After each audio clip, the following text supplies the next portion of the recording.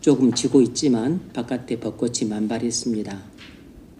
벚꽃 향기에 취하고 싶으면 벚꽃이 가득 피어 있는 이 벚꽃거리로 나가야 되겠죠. 그것처럼 또 십자가 사랑을 뜨겁게 체험하고자 한다면 십자가에 그리스도께서 달리신 것을 기념하는 주간인 이 고난 주간에 또 십자가 앞으로 나아가야 될 것입니다. 오늘은 종료주일입니다. 종료주일이란 그리스도께서 우리 죄를 사하시기 위하여 십자가를 지시려고 예루살렘 성에 입성할 때 사람들이 종려나무가지를 흔들고 영접했던 것을 기념하는 주일이라 할 수 있습니다. 이 종료주일부터 돌아오는 부활주일까지 이 기간이 우리 기독교에 있어서 가장 은혜로운 기간이라 할 수 있습니다. 오늘부터 한 주가 고난주간이 되는데 바로 종료주일부터 다음 부활주일까지 이어지는 대략 이 한 주 내지 2주 정도 이 기간이 우리가 하나님께 나아가서 십자가의 은혜를 받기에 가장 좋은 때라고 할 수 있습니다. 은혜를 사모하는 사람들은 특별히 이 기간에 십자가 앞으로 나아갈 수 있기를 바랍니다. 복음은 강력합니다. 복음은 한 사람의 인생을 통째로 바꿀 수 있고 그리고 한 도시를 뒤엎을 수 있고 그리고 한 나라를 완전히 혁명적인 변화를 가져올 수도 있고 그리고 한 민족의 흥망성쇠를 결정할 수도 있을 만큼 복음은 우리의 상상을 초월할 정도로 엄청나게 강력한 파워를 갖고 있습니다. 그럼에도 불구하고 아직도 많은 사람들이 복음으로 자기 삶이 변화되는 것을 경험하지 못하고 사는 것이 현실입니다. 이럴 수가 있습니까? 이론적으로는 복음은 바위덩어리보다도 더 단단한 우리의 마음을 깨뜨릴 수 있고 그리고 한 도시도 통째로 바꾸고 한 나라도 통째로 바꾸고 한 민족도 통째로 바꿀 수 있을 만큼 그리고 온 세상을 완전히 변화시킬 수 있을 만큼 복음보다 이 세상에 더 강력한 것은 없는데 어떻게 현실은 이렇게 이론과 괴리가 하늘과 땅만큼이나 크단 말입니까? 아이러니한 일이죠. 아마 여러분도 십자가 복음을 모르지는 않겠지만 복음 때문에 내 인생이 바뀌었노라고 이렇게 말하기가 곤란한 사람들도 꽤 있을 것입니다. 교회를 다닌 지 상당히 오래되었음에도 불구하고 복음을 많이 들었음에도 불구하고 도대체 어찌된 영문인지 본인도 잘 모르고 그리고 설명도 못하는 이 의아한 일을 어떻게 말을 해야 될지 모를 지경이에요. 어떤 청년은 이렇게 물었습니다. 목사님, 2000년 전에 예수님이 죽으신 것 때문에 어떻게 내가 죄사함을 받고 의롭다함을 받을 수 있습니까? 교회를 오래 다녔지만 아직도 믿어지지 않는 사람들이 있습니다. 어떤 사람은 이런 고민을 하기도 합니다. 저는 또 음란한 죄를 범했습니다. 분명 그래서는 안 되는 줄 알고 1년 동안 그렇게 살지 않기 위해 기도하고 노력했는데 또 무너졌습니다. 잘못된 줄 알면서도 다시 그 사람을 만나고 또다시 죄를 지었습니다. 다시 그런 죄를 짓지 않을 것이라고 자신했었는데 결국 또 지고 말았습니다. 1년 동안 나의 기도와 봉사와 신앙이 헛된 것처럼 보였습니다. 제 안에 성령님이 떠날까 봐 두렵습니다. 저는 하나님 없이는 아무것도 할 수 없습니다. 하나님 사랑 없이 아무것도 할 수 없다는 것도 알고 있지만 죄를 짓는 제 모습이 너무 힘듭니다. 복음은 실제로 강력한데 왜 많은 사람들이 이토록 강력한 복음으로 변화가 안 될까요? 왜 복음대로 살지를 못하죠? 왜 성경이 말하는 복음의 강력한 파워와 내가 경험하는 이 복음과는 큰 차이가 있을까요? 그것은 그리스도께서 우리를 위해 십자가에서 피 흘려 주셨다는 것을 알기만 하는 것이지 그 피가 여러분 마음에 아직 뿌려지지 않았기 때문입니다. 오늘은 그것에 대해서 이야기를 하려고 합니다. 오늘 본문을 보면 우리 같이 한번 읽을까요? 22절 시작. 우리가 마음의 뿌림을 받아 악한 양심으로부터 벗어나고 몸은 맑은 물로 씻음을 받았으니 참 마음과 온전한 믿음으로 하나님께 나아가자. 아멘. 여기 상반절에 우리가 마음의 뿌림을 받아 할 때 바로 이 구절이 무엇을 뿌림받는가? 그것은 우리가 그리스도의 핏뿌림을 받는다는 뜻입니다. 그럴 때 무슨 일이 일어나는가? 우리가 그리스도의 핏뿌림을 받게 되면 악한 양심으로부터 해방된다는 것입니다. 그리고 죄 씻음을 받게 된다는 것이에요. 그리고 온전한 믿음으로 하나님께 나갈 수 있게 된다는 것입니다. 예수님이 십자가에서 피 흘려 주셨다는 말과 내가 예수의 핏뿌림을 받았다는 말은 다른 것입니다. 예수님이 우리를 위해 십자가에서 피 흘려 주셨습니다. 그런데 바울은 오늘 본문에서 우리 마음의 뿌림을 받아 라고 말하고 있어요. 예수님이 우리를 위해 피 흘려 주시는 것과 내가 예수 그리스도의 핏뿌림을 받는 것은 별개의 일입니다. 우리는 예수님이 십자가에서 우리 대신 죽으심으로 구원받았습니다. 이것은 하나님의 구원 방식이죠. 사람이 죄를 지으면 하나님의 형벌을 받아서 지옥에 가야 되는데 누가 그를 위해 대속의 피를 흘리면 구원받을 수 있게 하셨습니다. 그래서 하나님은 우리 죄를 대속해 줄 제사를 지내게 하셨어요. 히브리서는 신약의 레위기라고 합니다. 따라서 오늘 본문을 이해하려면 레위기에 나와 있는 속죄 제사를 이해해야 돼요. 하나님은 사람이 죄를 지으면 마땅히 하나님의 형벌을 받아야 되지만 불쌍히 여기사 죄 용서를 받고 하나님께 나갈 수 있는 길을 여셨습니다. 그것이 무엇이냐면 바로 제사 제도예요. 속죄 제사입니다. 구약 시대에는 죄를 범한 사람은 대속 제물을 가지고 제사장 앞으로 나아갑니다. 그래서 제사장이 있고 그리고 자기가 가지고 나온 그 속죄 제물 위에 머리에 손을 얹고 자신의 죄를 이 속죄 제물에게 전가를 시켜요. 그러면 제사장이 이 제물에 목을 따서 피가 나오면 그 피를 제사장이 쟁반에 받고 그 쟁반에 든 피를 가지고 번제단으로 가서 번제단에 그 피를 뿌립니다. 때로는 피를 기둥에 바르기도 해요. 그렇게 하면 그 제물의 피가 이 제단에 뿌려지는 것은 제물이 죽었다는 뜻이고, 그리고 피가 뿌려지는 것은 곧 그 피가 내 마음에 뿌려지는 것과 같은 것입니다.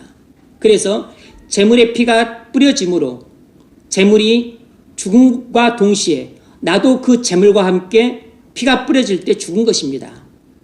그것을 믿을 때 그 피는 내 마음에 뿌려지는 것과 같은 것이에요.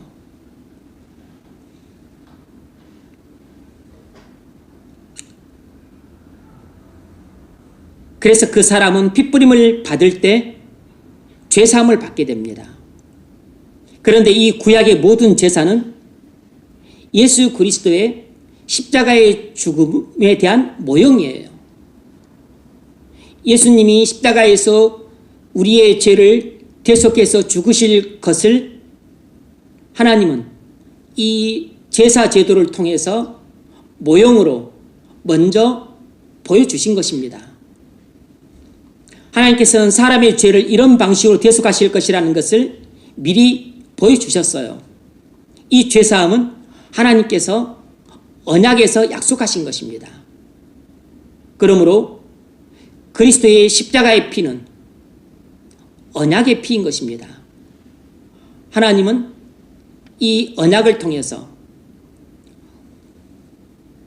우리의 모든 죄를 하나님이 보내주실 그리스도를 통해 이런 방식으로 죄를 용서해 주실 것이라는 것을 약속하셨던 것이에요. 마태복음 26장 28절을 보면 주님이 그 말씀을 하세요. 이것은 죄사함을 얻게 하려고 많은 사람을 위하여 흘리는 바 나의 피 곧 언약의 피니라. 최후의 만찬 때 주님이 제자들에게 이 말씀을 하세요. 내가 내일 십자가에 달려 피 흘려 죽을 것인데 십자가에 설리는 나의 피는 너희들을 위한 대속의 피다. 이 나의 대속의 피는 하나님이 언약에서 약속하신 피다라고 말씀하고 있는 것입니다. 아마 여기까지는 여러분이 다 아실 것입니다. 하지만 그리스도께서 십자가에서 피를 흘렸어도 그 피가 내 마음에 뿌려지지 않으면 그 피는 나하고 아무 상관이 없는 것입니다. 그리스도께서 피를 흘리신 것과 그 피가 내 마음에 뿌려지는 것은 다른 이야기예요. 그리스도께서 십자가에서 피를 흘리셨어도 십자가에서 흘려진 그리스도의 피가 내 마음에 뿌려지지 않으면 나는 죄사함 받지 못해요. 나는 구원받지 못합니다. 나는 의롭다함 받지 못해요. 이것을 좀 쉽게 이해를 하려면 애굽에 내린 10번째 재앙, 장자의 사망 재앙에 대한 이야기를 여러분들이 떠올리시면 됩니다.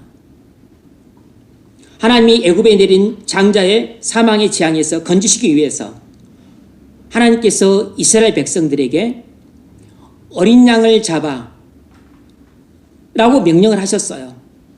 그리고 어린 양이 피를 흘리고 죽었습니다.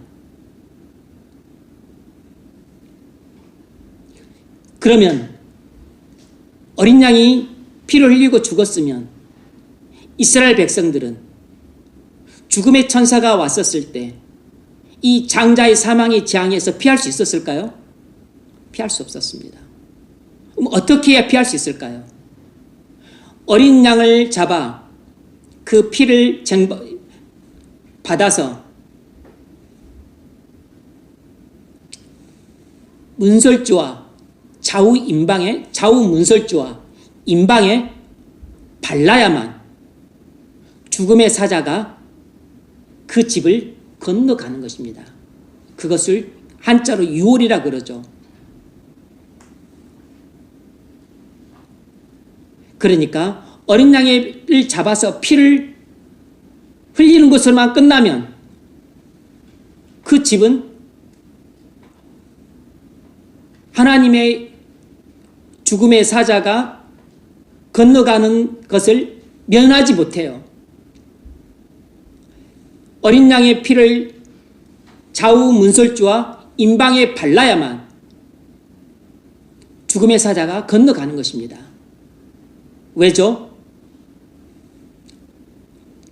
마땅히 하나님의 형벌을 받아 죽어야 되는데 바로 그 어린 양이 나의 모든 죄를 대신 속죄해서 죽었다는 것을 좌우 문설주와 임방에 발라진 피로 대신하는 것입니다.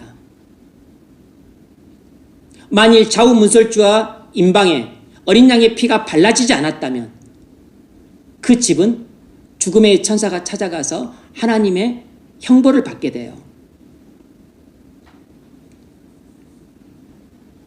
어린 양이 피를 흘리기만 한 것이 아니고 그 피를 발라야 하나님의 형벌을 면했던 것처럼 그리스도께서 우리를 위해 피를 흘려주셨지만 그리스도의 피가 우리 마음에 뿌려져야 죄사함을 받을 수 있는 것입니다. 그렇다면 어떻게 해야 그리스도의 피가 우리의 마음에 뿌려질 수 있을까요? 우리가 그리스도의 십자가 대속을 믿을 때 그리스도의 피가 우리 마음에 뿌려지는 것입니다. 믿을 때 뿌려지는 것입니다.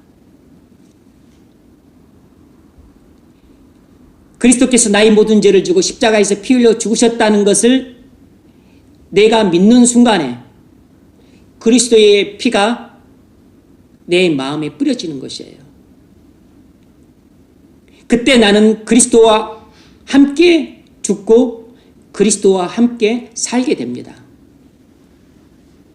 믿을 때 십자가의 보혈이 내 마음에 뿌려지므로 나는 그리스도와 함께 십자가에서 죽은 것이고 그리고 죽었다가 그리스도와 함께 다시 살아나게 되는 것입니다.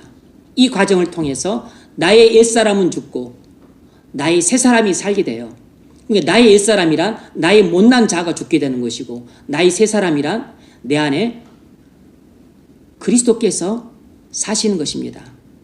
그러므로 그리스도의 십자가의 피가 뿌려지는 순간에 나는 죽고 내 안에 예수님이 살아계신 것이에요.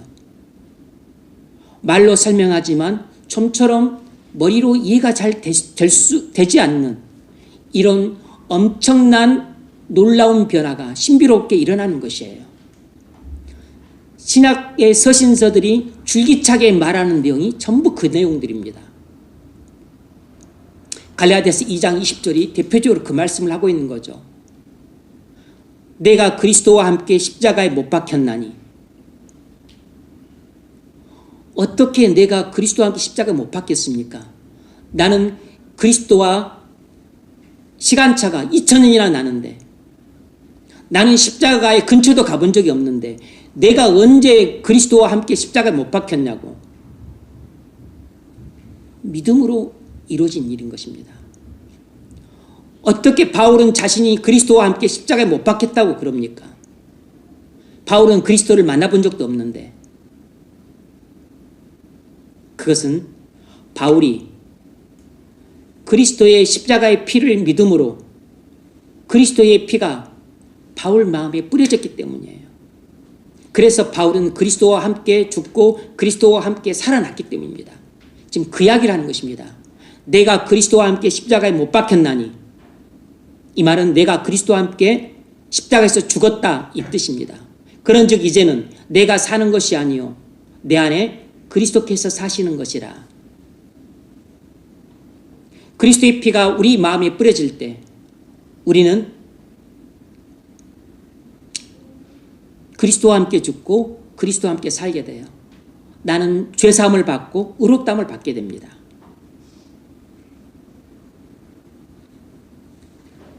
우리가 예수님을 이렇게 믿으면 우리 삶이 완전히 바뀔 수밖에 없게 돼요. 왜냐하면 내 삶의 주인이 바뀌기 때문입니다. 나를 다스리시는 내 마음의 보좌에 있는 왕이 교체되기 때문이에요. 나를 다스리시는 왕이 교체되었기 때문에 이 왕의 통치를 받는 나 자신의 인격이 바뀌게 되고 동시에 내 인격이 바뀌게 되면 내 삶도 따라서 바뀌게 되는 것입니다. 나를 지배하는 주인이 바뀌면 내 인격과 삶도 자연스럽게 따라서 바뀌게 돼 있어요. 여러분이 교회를 다녀도 바뀌지 않았다는 뜻은 여러분을 통치하시는 주인이 바뀌지 않았다는 뜻입니다. 여러분을 통치하는 주인이 바뀌지 않았다는 뜻은 그리스도의 피가 여러분 마음에 뿌려지지 않았다는 뜻입니다. 그럼 도대체 나는 20년, 30년, 40년 교회 다니면서 뭐 했는가? 그것은 여러분이 그리스도께서 나를 위해 십자가에 못 박혀 죽으셨다라는 사실을 머리로만 인정하고 있는 것입니다. 아직 마음으로 믿고 있지 않은 것이에요. 그것을 교리로만 알고 있지, 여러분이 그것을 진실로 믿고 핏부림을 받은 것이 아닌 것입니다. 그리스도의 십자가의 피를 머리로 아는 것과 마음으로 믿는 것은 하늘과 땅의 차이인 것이에요.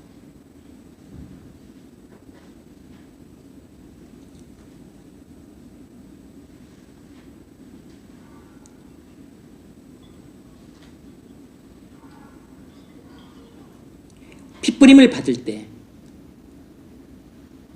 우리는 죄사함을 받고 의롭다함을 받고 그리고 구원의 큰 감격을 경험하게 됩니다. 뿐만 아니라 내 안에 주인이 교체돼요. 나의 옛사람은 죽고 나의 새사람이 살아납니다. 그러니까 그동안 나를 지배해왔던 나의 못난 자아가 죽게 돼요. 그리고 이제 내 안에 새로운 자아가 생기는데 이 새로운 자아가 바로 예수님입니다. 나의 못난 자아는 바로 나 자신이에요. 나 자신이란 누구냐면 그동안 나를 지배하였던 인격적인 죄입니다. 나라고 하는 인격적인 죄가 이제는 죽게 되고 새로 들어오신 예수님이 나의 새로운 자아가 되어서 나를 지배하시는 것입니다. 그래서 겉모습은 똑같지만 나의 성품이 결정적으로 바뀌게 돼요.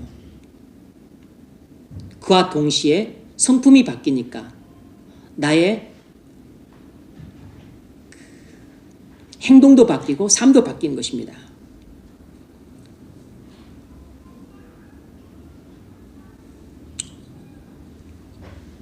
고린도전서 6장 19절에서 이런 말을 했습니다.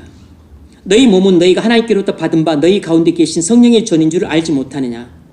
너희는 너희 자신의 것이 아니라 값으로 산 것이 되었으니 그런즉 너희 몸으로 하나님께 영광을 돌리라. 우리가 그리스도의 핏부림을 받아서 죄사함 받고 의롭다함 받아 하나님의 자녀가 되었다면 그 순간부터 나는 그리스도의 노예가 됩니다. 그리스도께서 나의 주인이 되세요. 왜냐하면 그리스도께서 핏값을 치르고 나를 사셨기 때문입니다. 그러므로 더 이상 나는 내가 내 자신의 주인이 될 수 없어요. 그리스도께서 나를 핏값을 주고 사셨기 때문에 나의 주인이 되심으로 그리스도께서 내 안에 들어오시는 것입니다. 나를 핏값을 주고 사셨기 때문에 내 안에 들어와서 나의 주인으로 노릇을 하시는 것이에요. 많은 사람들이 여기서 애매한 태도를 취합니다. 예수님이 나를 위해서 죽으신 것은 분명히 알겠는데 이제 내 몸은 더 이상 내 것이 아니라 그리스도의 것이다. 이 부분에서 애매해집니다. 나는 아직도 이런 정도의 믿음은 아닌데 뭐 알긴 알겠는데 나는 아직도 이렇게까지는 못 살겠는데 이렇게 애매모호한 포스를 취합니다. 그러니까 쉽게 말하면 나는 아직도 자기를 부인하고 자기 십자가를 지는 그런 삶은 좀 살고 싶지 않다. 이런 마음의 태도를 갖는 것입니다. 아직도 나는 내가 원하는 대로 살고 싶다. 내가 하고 싶은 것은 하고 하고 싶지 않은 것은 하고 싶지 않은 것은 하지 않겠다. 이렇게 살고 싶다는 생각을 갖는 것입니다. 만일 그렇다면 그 사람은 자신이 정말로 그리스도의 핏부림을 받은 사람인가 살펴봐야 돼요. 정말로 그리스도의 핏부림을 받아 죄사함을 받은 사람은 그렇게 살지 못하는 자기 자신을 애통하게 여겨요. 그리고 그렇게 살고 싶은 진정으로 거룩한 소원을 품게 됩니다.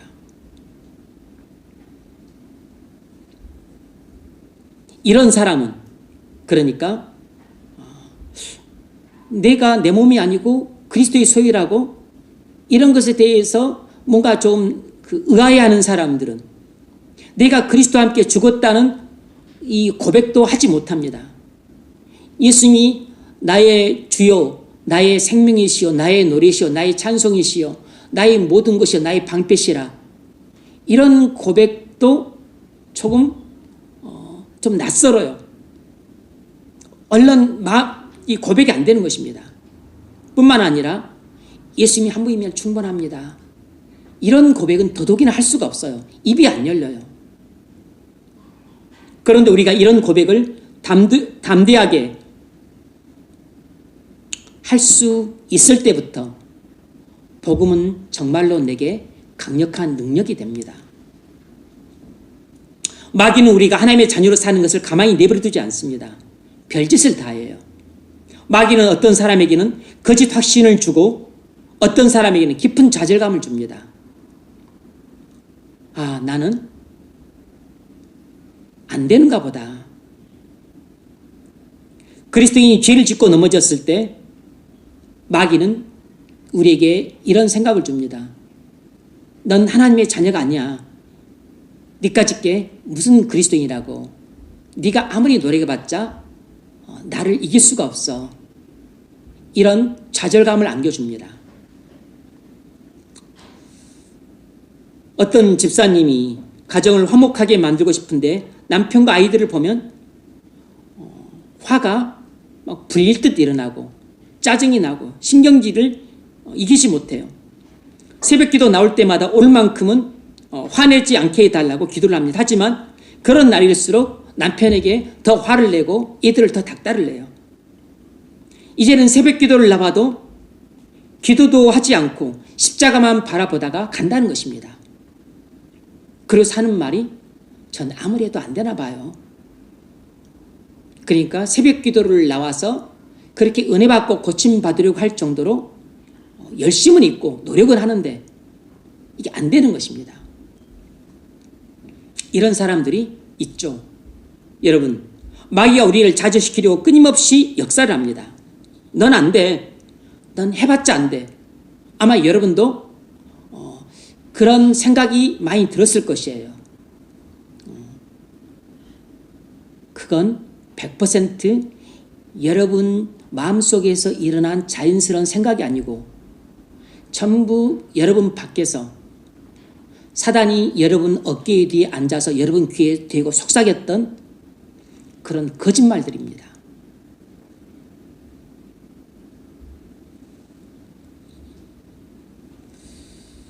우리도 모르게 나는 안 되나 봐 이런 탄식이 나오는데 그건 내가 스스로 하는 말처럼 들리지만 사실은 사단이 우리에게 역사에서 갑자기 또는 충동적으로 그런 생각을 하게끔 만들고 그리고 그런 생각에 사로잡혀서 그리고 마음이 무너지게 만들어요.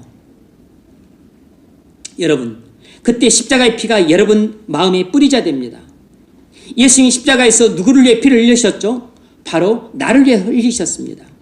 예수님이 나의 모든 죄와 악함과 허물과 더러움을 지시고 십자가에서 피 흘려 죽으셨어요. 나의 모든 죄값을 십자가에서 다 갚으셨습니다. 그래서 나의 모든 죄가 다 없어졌습니다. 나는 깨끗하게 되었어요. 나는 모든 죄를 사함받았습니다. 나는 더 이상 하나님 마귀의 종이 아니에요. 의롭다함 받아서 하나님의 자녀가 되었습니다.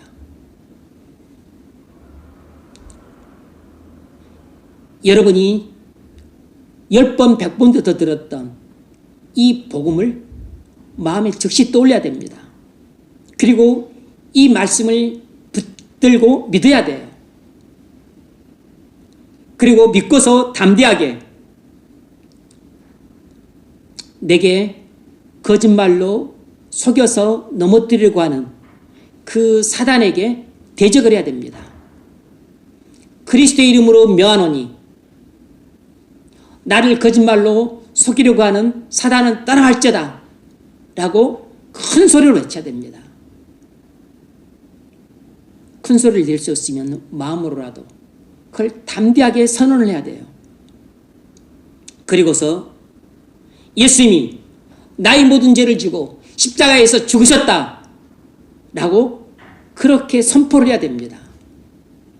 여러분이 수도 없이 들어왔던 이 복음을 여러분이 마음으로 진실로 믿고 여러분 입으로 선언을 해야 돼요. 단순히 그냥 마음으로 믿음이 됐지 꼭 입으로 말을 해야 되나 그렇게 생각할 수 있는데 그게 다른 것입니다. 물론 마음으로 믿는 것이 진짜 중요한 것이지만 또 동시에 입으로 선언하는 것도 필요한 일이고 중요한 일이에요. 왜냐하면 우리는 입으로 선언할 때 우리의 믿음이 한층 강화가 되고 또 그 말씀을 통해서 나의 의심들이 사라지는 것입니다. 약했던 믿음들이 강해지고 그리고 무엇보다도 결정적으로 나를 시험 들게 하는 사단과 악한 영들이 떠나가는 것이에요. 이 선언을 통해 따라가는 것입니다. 예수님이 광야에서 시험 받을 때 자신을 시험하는 사단을 어떻게 쫓아냈습니까? 나는 말씀을 믿는다. 그 믿음으로만 쫓아냈습니까? 아닙니다. 말씀으로 사단을 대적하고 그리고 맨 마지막에 사단아 내게서 떠나갈지어다 라고 선언을 했어요. 반드시 입으로 선언을 해야 됩니다. 그런데 우리는 이런 가르침도 잘 받지 못했을 뿐만 아니라 되게 낯설어해요. 아닙니다. 선언을 해야 됩니다. 그리스도의 피는 나를 위한 속죄의 피다. 예수님이 십자가에서 나의 모든 죄를 다 용서하셨다. 이렇게 선언함으로써 동시에 그 말씀이 약간 의심이 되고 안 믿어졌다가도 그 선언을 통해서 오히려 내가 믿게 되는 것입니다. 그때 그리스도의 피가 여러분 마음에 뿌려져요. 그때 진짜 죄사함을 받게 되는 것입니다. 아무리 예수님이 여러분을 위해 십자가에서 피 흘려 죽으셨어도 여러분이 믿지 않으면 그 예수 십자가의 피가 여러분 마음에 뿌려지지 않습니다. 여러분 마음에 그리스도의 피가 뿌려지지 않으면 여러분의 더러운 죄와 악과 허물로는 씻음받지 못해요. 그러면 여전히 죄인으로 남아있는 것입니다.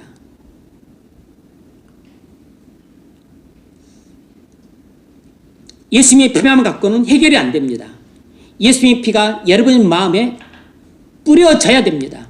그래야 여러분의 죄가 사함을 받아요.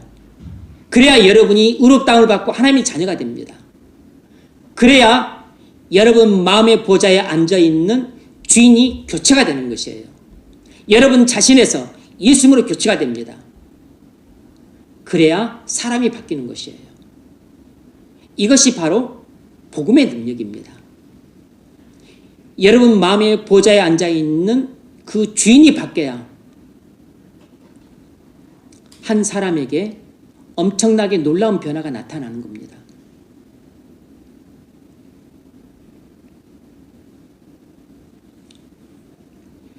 그리스도의 피가 여러분 마음에 뿌려지지 않으면 여러분에게는 아무런 일도 나타나지 않습니다. 교회를 100년을 다녀도 아무런 일도 나타나지 않아요. 그리고 아무런 능력도 나타나지 않습니다. 마귀를 이길 수 없어요. 당연히 죄도 이길 수 없습니다. 당연히 세상의 유혹도 이길 수 없어요.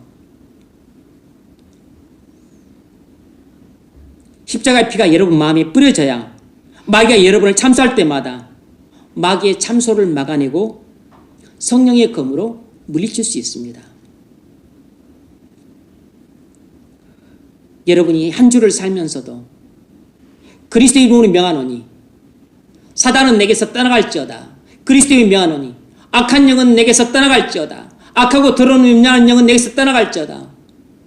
이런 선언을 여러분 입 밖으로 한 번도 내지 않은 채 한 주를 살고 있다면 여러분은 마귀를 제대로 대적하고 있지 못한 것입니다.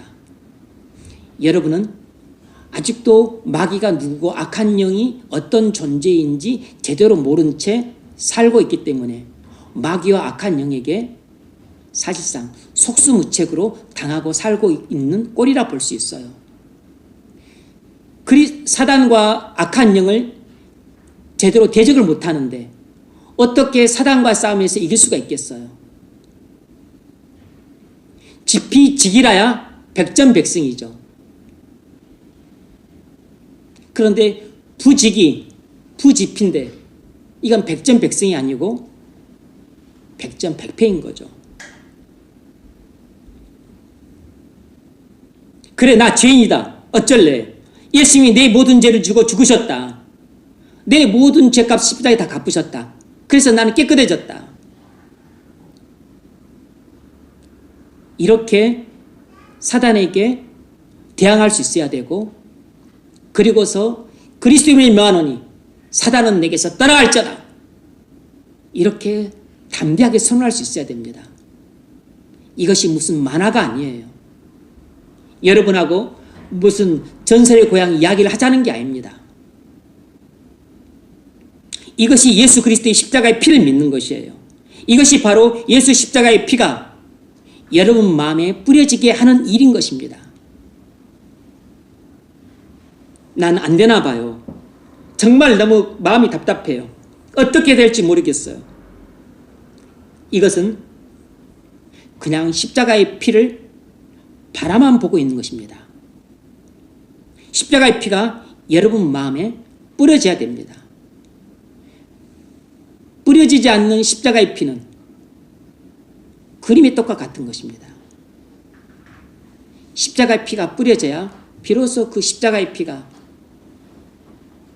얼마나 능력 있는 것인가를 내가 체험할 수 있어요. 우리는 종종 이런 생각을 합니다. 하나님은 나를 사랑하시지 않는 것 같아. 다른 사람들 은혜를 많이 받는데 나는 왜 이 모양이지?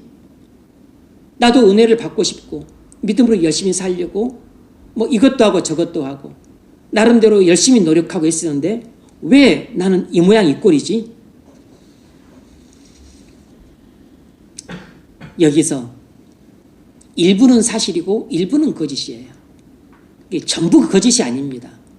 상당 부분은 팩트인데 그 중에서 몇몇 중요한 고리들이 잘못된 고리로 연결지어서 결국 나중에 논리가 잘못된 논리가 되고 최종적으로는 잘못된 결론이 나오게 되는 것입니다.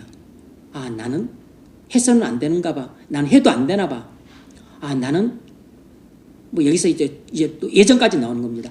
아, 나는 선택받지 못했나? 이제 선을 넘어서는 것이에요. 선택받지 못했나? 이제 이런 생각을 하게 되면 벌써 이제 선을 넘어서는 것입니다. 선을 넘어서는 것이에요. 그 선택과 유기에 대해서는 우리가 말을 할 그 영역이 아닌 것입니다. 그건 하나님의 영역인데 벌써 선을 넘어서는 것입니다. 선을 넘어섰다는 얘기는 마귀에게 완전히 코가 꿰었다는 뜻입니다. 마귀가 이제 글로 끌고 가는데 몸으로 이제 끌고 가는 것이에요. 끌려가는 것입니다. 그럴 때 그 위기에서 우리를 건져주는 것이 무엇이냐면 바로 하나님의 말씀이라는 것입니다. 그래서 하나님의 말씀에 능통하는 것이 그렇게 중요해요. 이렇게 절체절명의 위기일발의 순간에 하나님의 말씀이 떡하니 내 마음에 떠올라서 그 마귀의 코를 꿰어가지고 질질 끌려가서 완전히 이제 그 선택과 예정이라고 하는 그 미로 속에 빠져서 이제 완전히 헤매게 될 그 위기의 순간에 하나님의 말씀이 떡 나를 구해주는 것입니다. 로마서 5장 8절. 우리가 아직 죄인 되었을 때 그리스도께서 우리를 위하여 죽으심으로 하나님께서 우리에게 대한 자기의 사랑을 확증하셨느니라. 이 말씀이 떡 떠올리면서 이 말씀이 사단의 코에 꿰어서 끌려가는 나를 풀려나게 만들어주는 말씀이에요. 이 하나님 말씀이 자칫 잘못하면 시험의 운동에 빠져서 큰 공경을 처할 뻔한 나를 건져주는 말씀이 되는 것입니다. 우리가 아무리 부끄러운 삶을 살아도 하나님은 우리를 영원 전부터 사랑하셔서 영원까지 사랑하시는 것이에요. 이것을 의심하는 것 자체가 벌써 사단이 내게 주는 그 의심이 내 마음속에 벌써 심어진 것입니다.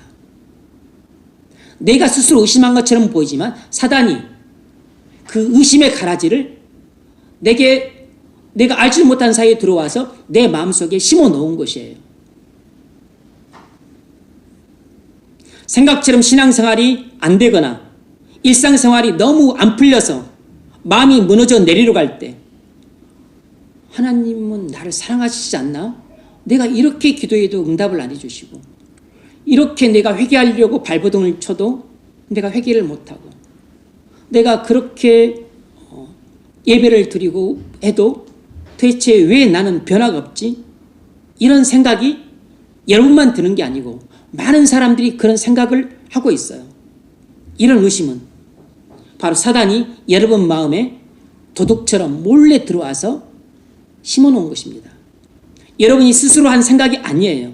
이런 의심에 붙들려 시험에 들어 낙심하는 사람들이 종종 생기는 것은 사단이 하는 거짓말에 그것이 거짓말인지도 모르고 속는지도 모르고 속아 넘어가기 때문입니다.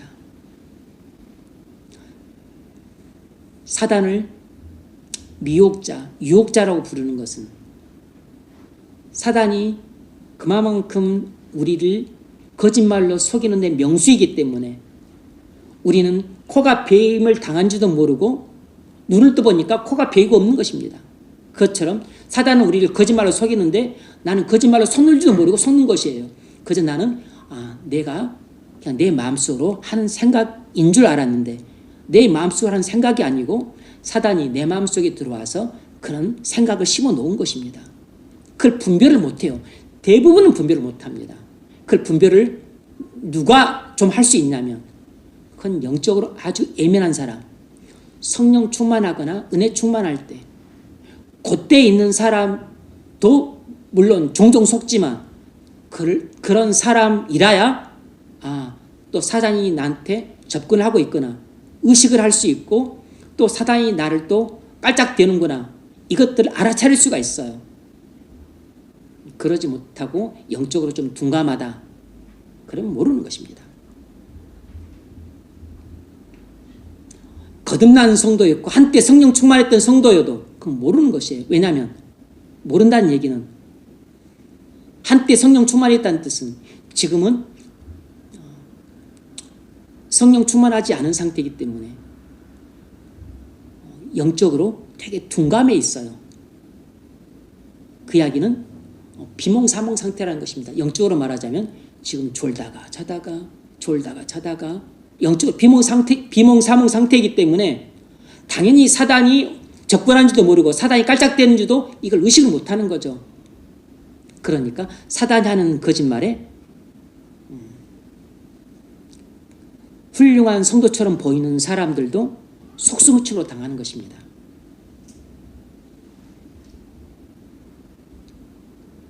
그런데 그런 모습이 다른 사람들 눈에는 그게 보일 수 있어요.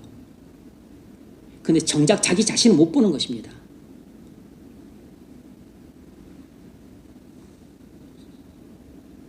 바로 이런 때 십자가를 봐야 됩니다. 그리스도의 속죄를 믿어야 돼요. 그러면 그리스도의 피가 여러분 마음에 뿌려질 것입니다. 그리스도의 피가 여러분 마음에 뿌려져야 여러분이 비로소 죄사함 받은 기쁨을 맛볼 수 있어요. 여러분, 십자가를 바라보고 그리스도의 피뿌림을 받으십시오. 그리고 담대히 고백하십시오. 십자가에서 나의 모든 죄가 없어졌다. 큰 소리로 외치셔야 됩니다. 나의 모든 죄는 십자가에서 다 없어졌다. 그리스도의 피가 나의 모든 죄를 대속했다. 그래서 나는 그리스도와 함께 십자가에서 죽었다. 그래서 나는 모든 죄값을 다 갚았다. 그러므로 더 이상 나는 죄가 없다. 나는 의롭다. 그래서 하나님의 자녀가 되었다. 그러므로 내가 어떤 죄를 짓는다 할지라도 마귀는 더 이상 나를 정죄할 수 없다. 이렇게 여러분이 수도 없이 들었던 복음을 여러분이 믿음으로 담대하게 선언을 하셔야 돼요. 여러분 자신에게 하는 선언입니다. 동시에 여러분을 시험에 빠뜨리려고 하는 사단을 대적하는 선언이기도 한 것이에요. 여러분에게 믿음을 강화시키는 선언이자 동시에 사단을 대적해서 물리치는 공격이 되는 것입니다. 그렇게 믿음으로 선언하는 말은 그게 바로 성령의 검이 되는 것이에요. 믿음으로 선포하는 말씀은 그게 바로 성령의 검이 되는 것이라고. 여러분은 성령의 검을 사용해 보신 적이 있으십니까? 말로만 들으셨죠. 에베소서 6장에 나오는 성령의 검을 말로만 들었을 것이라고. 휘둘러야 하셔야 됩니다. 그러면 하나님께서 내게 멀리 계신 같은 답답함이 풀어집니다. 하나님의 사랑이 느껴지지 않았다가도 다시금 하나님의 사랑이 내 마음에 부어지는 것을 경험을 하게 돼요. 내가 그리스도와 함께 친밀하게 교제할 때 그리스도의 피가 내 마음에 뿌려지게 됩니다. 요한일서 1장 7절에서 그 점을 말합니다. 그가 그리스도죠. 빛 가운데 계신 것 같이 우리도 빛 가운데 행하면 우리가 서로 사귐이 있고 그 아들 예수의 피가 우리를 모든 죄에서 깨끗하게 하실 것이요.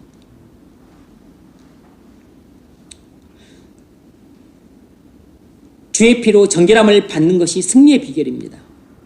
그리스도의 피로 정결함을 받는 사람이 될 때 하나님의 임재도 느끼고 지혜도 얻고 그리고 예배의 감격도 맛보고 그리고 삶의 능력도 나타나요. 그리스도의 피로 깨끗함을 받는 일이 어떻게 가능할까요? 빛 가운데서 그리스도와 교제할 때 나타납니다. 우리가 빛 가운데서 그리스도와 교제할 때 핏부림을 받게 됩니다. 그리스도의 피가 우리가 뿌려졌다는 것을 어떻게 합니까? 그리스도의 피가 내 마음에 뿌려졌다는 것을 어떻게 할 수 있냐면 그리스도의 피가 내 마음에 뿌려지게 되면 나는 죄사함 받은 기쁨과 구원의 감격을 맛보게 되고 그러면 주님에 대한 사랑이 불타오르게 됩니다. 그래서 주님을 찾고 그리고 주님을 만나서 주님과 친밀히 교제하게 돼요. 내가 주님을 사랑함으로 찾고 그리고 주님과 친밀한 교제를 나눌 때 나는 내 마음에 그리스도의 피가 뿌려졌구나 라는 사실을 알 수 있어요. 그래서 주님의 사랑이 내 마음에 차고 넘치다는 것을 나도 알고 그리고 나도 주님을 사랑하는 마음이 뜨겁게 불타오르는 것입니다.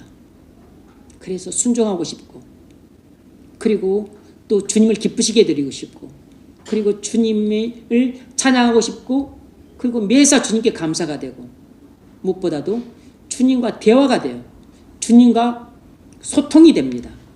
주님의 음성이 내 귀에 들리고 그리고 내가 말하는 것을 주님이 듣는다는 것을 내가 알게 돼요. 그래서 주님과 손잡고 동행하는 삶을 살게 돼요. 이런 사람은 그리스도의 핏부림을 받은 사람임이 틀림없는 것입니다. 왜냐하면 빛 가운데서 주님과 교제를 하고 있잖아요. 그러니까 그리스도의 피로 죄사함 받고 의롭다함 받아서 그리스도인이 된 사람인 것입니다. 80세가 넘으신 어떤 권사님 이야기예요. 어떤 권사님이 무척 난처해하시면서 목사님께 상담을 했습니다. 목사님, 자식 죽인 어미도 용서받을 수 있나요? 깜짝 놀랐습니다. 숨이 턱 막혔어요. 저는 17살이 시집을 갔는데 남편이 1년도 못 돼 중형에 끌려갔습니다. 생사를 알 수 없게 되었어요. 그 사이 임신을 해서 친정으로 보내졌습니다. 친정에서 아기를 낳았는데 쌍둥이를 낳았어요. 그 먹고 살기 힘든 일제 말기에 벌써 친정 식구가 9명이나 되는데 내가 쌍둥이를 낳으니까 다들 싫어하고 외면했습니다.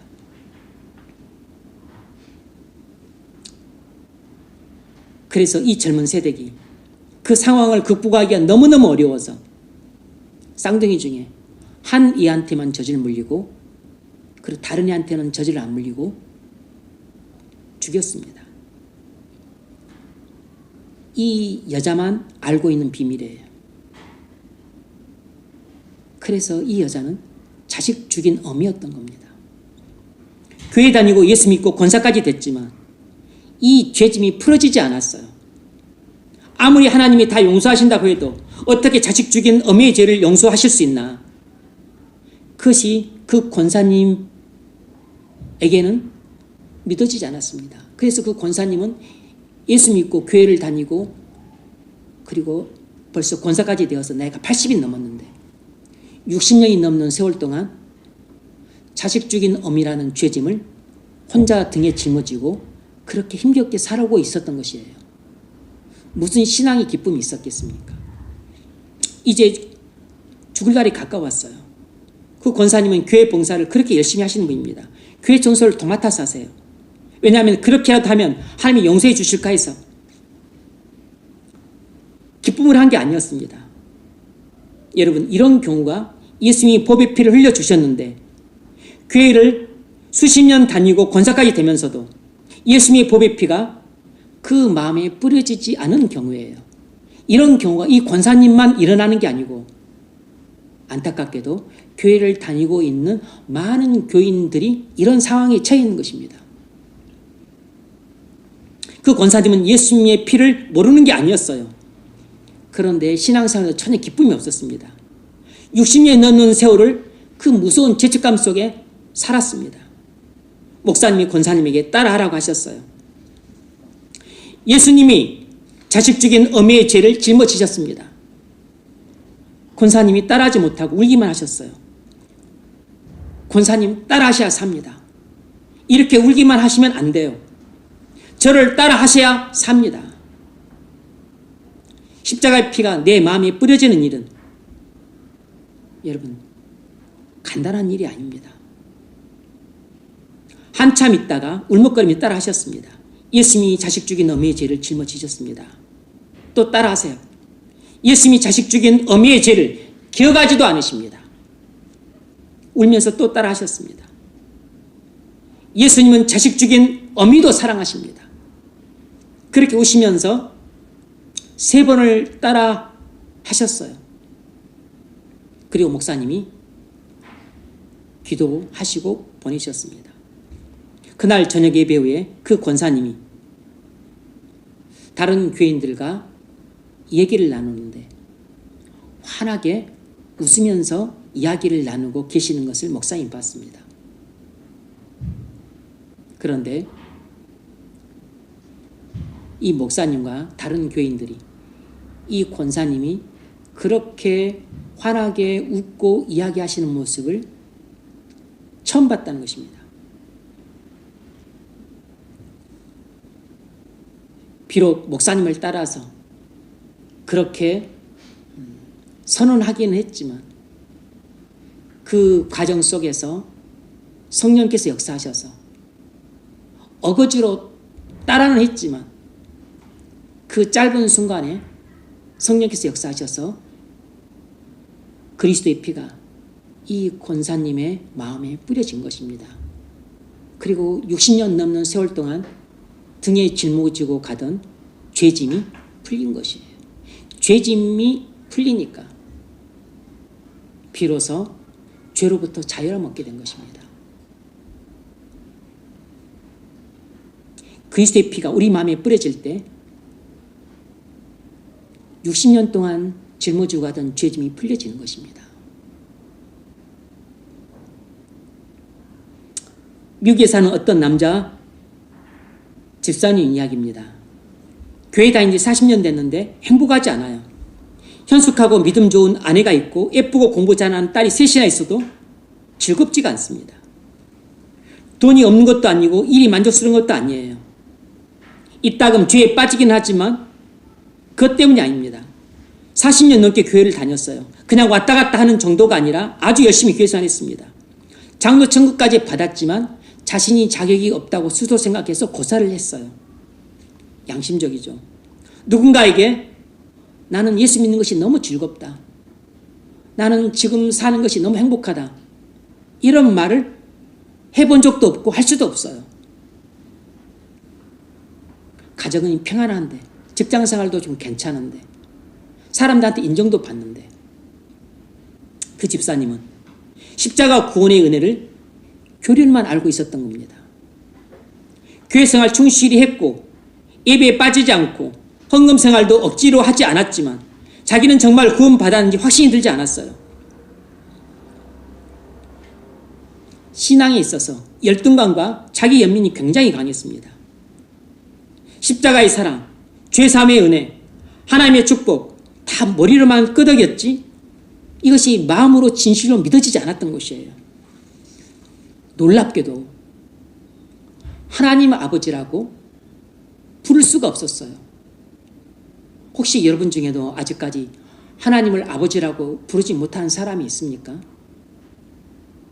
하나님 아버지를 부르는 것이 너무 어색해서 막 입에 경련이 나고 그럴 정도인 사람들이 있으세요? 의외로 많습니다.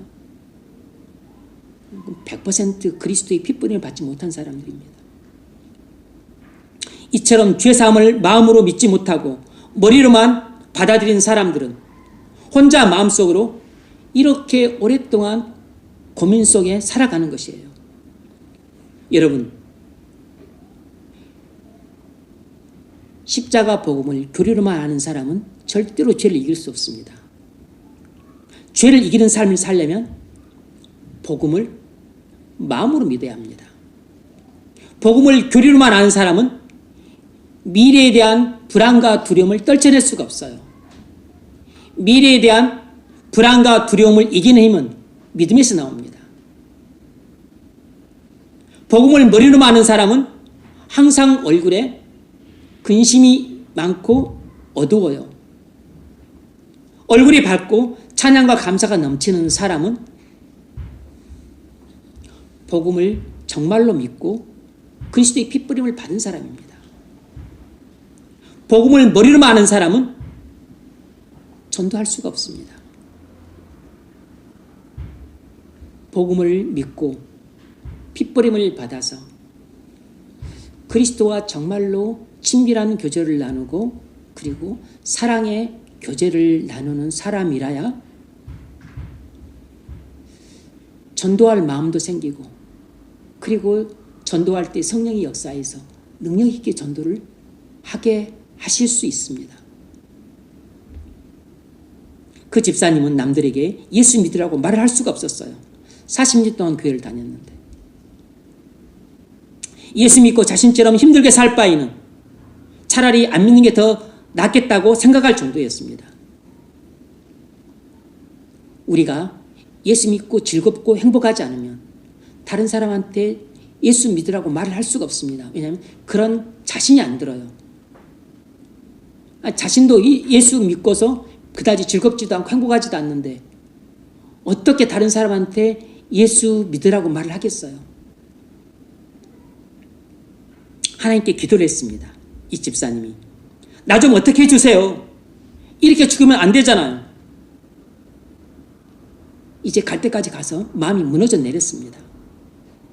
너무너무 십자가의 은혜를 받고 싶었어요. 그러던 어느 날 예배 중에 설교를 듣다가 그의 어깨를 수십 년간 짓누르 왔던 죄짐이 풀려졌습니다. 자신도 모르게 십자가의 피가 이 집사님 마음에 뿌려진 것입니다. 그래서 죄사함 받은 기쁨을 맛보고 구원의 감격을 맛봤어요. 그리고 처음으로 얼굴에 웃음이 가득하고 그리고 찬양이 흘러나오고 그리고 콧노래가 흘러나왔어요. 누구라도 그리스도의 핏뿌림을 받게 되면 심령이 바뀝니다. 누구라도 죄를 짓고 죄 속에 빠지면 심령이 바뀌어요. 그리스도의 핏뿌림을 받고 은혜를 받았던 사람도 또 죄 속에 빠지고 죄 가운데 빠지면 심령이 바뀝니다. 다시 그리스도의 은혜를 받고 핏뿌림을 받고 그리고 죄사함 용서함을 받고 또 친밀하게 빛 가운데서 그리스도와 교제하게 되면 또 심령이 바뀝니다. 그리스도와 사귀느냐 아니면 죄와 사귀느냐에 따라서 우리의 심령이 바뀌어요. 말씀을 맺겠습니다. 여러분, 십자가의 보혈의 능력은 상상할 수 없을 정도로 놀랍습니다. 한 개인을 통째로 바꾸고, 그리고 한 가정을 통째로 바뀌고, 그리고 한 도시를 통째로 바꾸고, 한 나라를 통째로 바꾸고, 한 민족을 통째로 바꾸고, 온 세상을 바꿀 수 있습니다.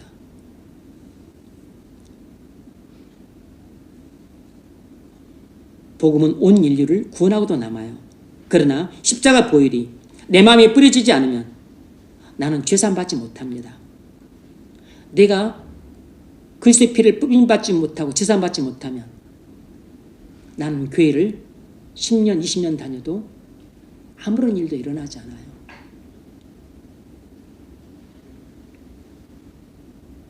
주님은 나를 위해 피 흘리셨습니다.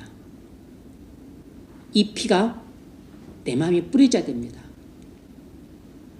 그래야 내가 그리스도와 함께 죽고 그리스도와 함께 살아나게 돼요. 그래야 내 마음의 보좌에 앉은 주인이 교체가 됩니다. 주인이 교체가 돼야 비로소 내가 바뀌는 것이에요. 십자가에서 나를 위해 흘리신 그리스도의 피를 믿으십시오. 그러면 그 피가 여러분 마음에 뿌려질 것입니다. 바깥에 벚꽃이 아직도 만발해 있습니다. 여러분이 벚꽃 향기에 도취되면 이 벚꽃나무가 가득한 이 가로수 거리를 나가서 걸으시면 됩니다. 마찬가지로 그리스도의 피 뿌림을 받고자 한다면 그리스도께서 십자가에서 피를 흘리신 이 고난주간에 십자가 앞으로 나아가십시오. 고난주간은 그리스도의 피 뿌림을 받기에 가장 좋은 때입니다. 그리스도의 피가 우리 마음에 흠뻑 뿌려지는 복된 고난주간 되기를 주의 이름으로 축원합니다.